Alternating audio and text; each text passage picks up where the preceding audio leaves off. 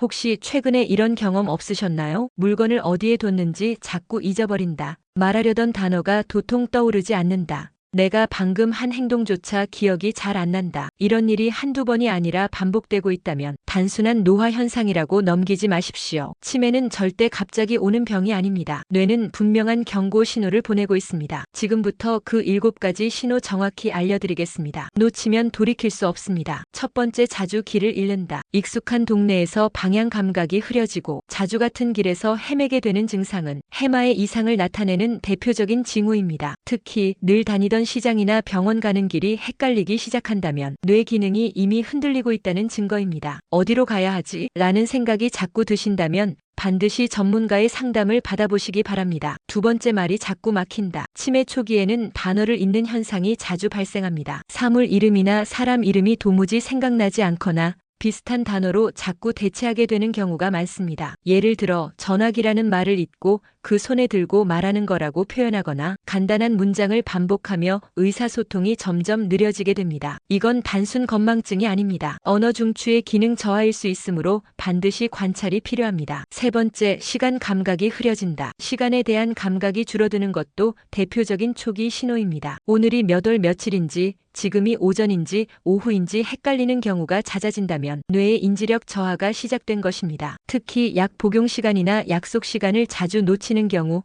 스스로 일상생활을 관리하는 능력이 흔들리고 있는 겁니다. 시간 개념이 희미해진다는 건 위험한 신호입니다. 네 번째, 돈 계산이 어려워진다. 치매 초기에는 숫자 감각이 둔해지고 간단한 계산조차 힘들어지는 경우가 많습니다. 특히 은행 업무를 처리하거나 장볼 때 거스름 돈 계산이 헷갈리는 경우가 있다면 이건 전두엽 기능 저하의 신호일 수 있습니다. 일상 속 숫자 처리 능력은 치매 조기 진단의 중요한 지표 중 하나입니다. 다섯 번째, 감정 변화가 심해진다. 예민해지고 짜증을 자주 내는 것도 초기 신호 중 하나입니다. 특히 원래 온화하던 분이 작은 일에도 분노하거나 눈에 띄게 우울, 무기력, 무관심해진다면 뇌 기능의 변화가 감정 조절에까지 영향을 미쳤다는 의미입니다. 주변 사람이 가장 먼저 눈치챌 수 있는 변화이기 때문에 가족이 함께 관찰하고 대응해야 합니다. 여섯 번째, 평소와 다른 행동을 한다. 갑자기 낯선 행동이나 말을 하거나 오랜 습관을 잊고 이상한 선택을 하게 되는 경우도 많습니다. 예를 들어 냉장고에 지갑을 넣는다든가 샤워를 하고 나서 다시 비누칠을 하는 등의 반복 행동이 나타날 수 있습니다. 이는 주의력과 판단력 저하의 전형적인 예입니다. 일곱 번째, 가전제품이나 스마트폰을 잘 못 다룬다.